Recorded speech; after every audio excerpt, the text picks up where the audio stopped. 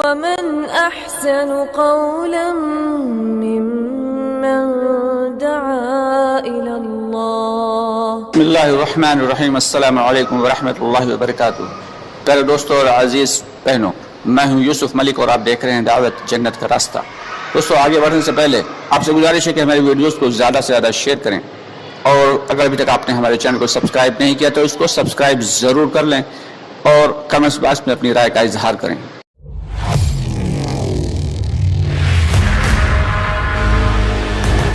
اور جب بھی صحابہ کو کوئی وقت ملتا تھا تو یا تو وہ اللہ کے ذکر میں ہوتے تھے، یا سیکھنے سکھانے میں ہوتے تھے، یا دوسروں کی اپنی اور دوسروں کے ایمان کی فکر میں.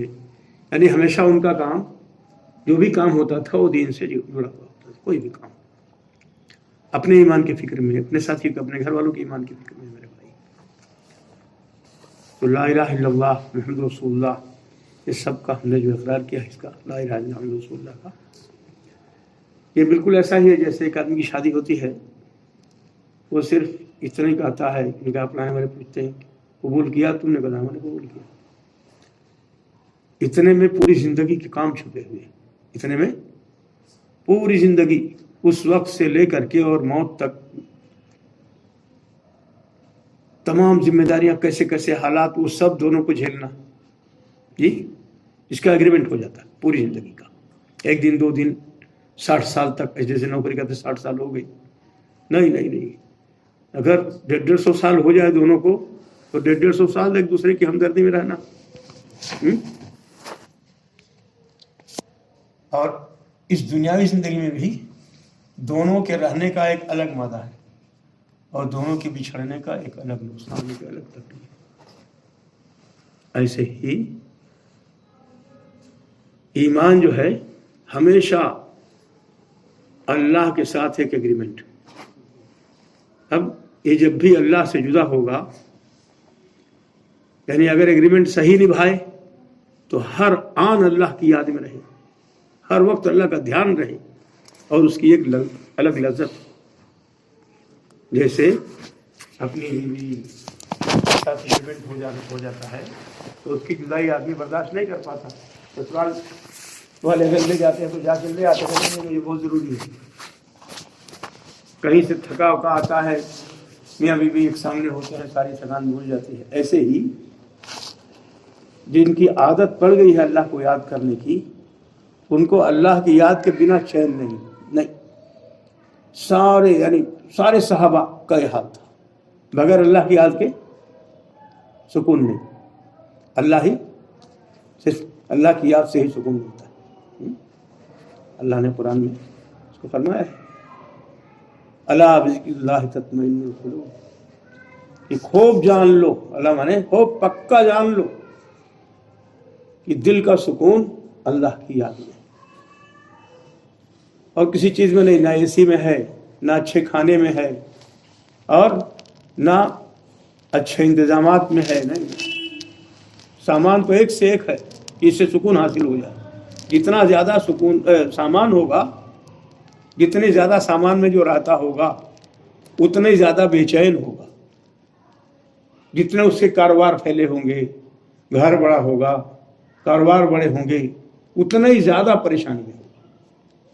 اور جتنے کم سامان کی جس کی زندگی گزر رہی ہوگی اور اس میں اللہ کا شکر ادا کرتا ہوگا، اتنے سکھ چین ہوگا. اگر سامان میں سکون ہوتا تو حضور صلی اللہ علیہ وسلم سے زیادہ سامان والا کوئی نہیں ہوتا. لیکن وہاں تو ڈھنگ کا بستر بھی نہیں ہے، اسے آدھے کو بچھانا ہے، آدھے کو اوڑھنا ہے. تو دلوں کا سکون اللہ کی یاد میں ہے. تو اللہ کے ساتھ ایک ایگریمنٹ ہو گیا ہے، لا الہ الا اللہ، اللہ کے علاوہ کسی کی عبادت نہیں کریں گے، کسی کے سامنے سر نہیں جھکائیں گے، اور اللہ ہی کو ہمیشہ یاد رکھیں گے. اللہ ہی کو ہمیشہ یاد رکھیں گے. فاذکرونی اذکرکم واشکروا لی تکفرون. یہ نہیں ذکر کا مطلب لوگ سمجھتے ہیں کہیں تھوڑا زبان سے کہہ دیا، اس کو ذکر سمجھتے ہیں. ارے بھائی آج تمہارا ذکر ہو رہا، تمہارا جگہ، تم ہمیں یاد رکھو، ہم تمہیں یاد رکھیں گے. تو جو اللہ کو ہمیشہ یاد رکھتا ہے، پھر اللہ جس کو یاد رکھے اس کو کیا تکلیف ہو سکتی ہے. جو ہمیشہ اللہ کو یاد رکھے تو اللہ کو یاد رکھے گا، اللہ کے حکم کے ساتھ یاد رکھے گا. یہ تھوڑے سبحان اللہ سبحان اللہ سبحان اللہ خالی کہتے رہو، نہیں. اللہ کو یاد رکھیں گے تو اللہ کا حکم بھی سامنے ہوگا. تو جب حکم سامنے ہوگا تو اللہ کی پوری پوری تابعداری ہوگی. جب اللہ کی تابعداری ہوگی تو اللہ ہمارے دل میں سکون ڈالیں گے، ہمارے کام کو آسان کریں گے. تو صحابہ کو جب بھی 4 صحابہ جمع ہوتے تھے تو فوراً ایمان کی بات چھٹتی تھی کہ آج ہمارا دن بھر کیسا گزرا. شام کو مان لو مل گئے تو اپنے ایمان کی حالت کے بارے میں بیان کرتے تھے. ایسے ہی ایک صحابی نے سے پوچھا حضور صلی اللہ علیہ وسلم نے کس حال میں ہو؟ کہا یا رسول اللہ صلی اللہ علیہ وسلم ایمان کی حالت میں. کہا ہر چیز کی ایک حقیقت ہوتی ہے، تمہارے ایمان کی کیا حقیقت ہے؟ یا رسول اللہ صلی اللہ علیہ وسلم مجھے ایسا لگتا ہے جیسا جنت اور جہنم میرے سامنے ہو. جنت والوں کی ایک دوسرے کے لیے خوشخبری، ایک دوسرے کے لیے ایک دوسرے سے بات کرنا اور وہاں کی نعمتیں اور وہاں کی خوشحالی، یہ سب جیسے میرے سامنے ہو. اسی طرح جہنم والوں کی چیخ پکار، ان پر عذاب، ان کے حالات جہنم کے جو ہے کیسے کیسی آگ میں اور کیسا کیسا ایک جہنمی کو کھولتا ہوا پانی پلایا جاتا ہے. اور وہ ایسا پانی کہ جو دل تو کرتا ہے کہ گھونٹ لے، لیکن اتنا تکلیف دہ ہے کہ اٹک اٹک کے پیتا ہے. قرآن میں اللہ نے ذکر کیا. تو یہ سب جیسے میرے ہمیشہ جیسے میرے سامنے ہو، اس کو کہتے ہیں استحضار.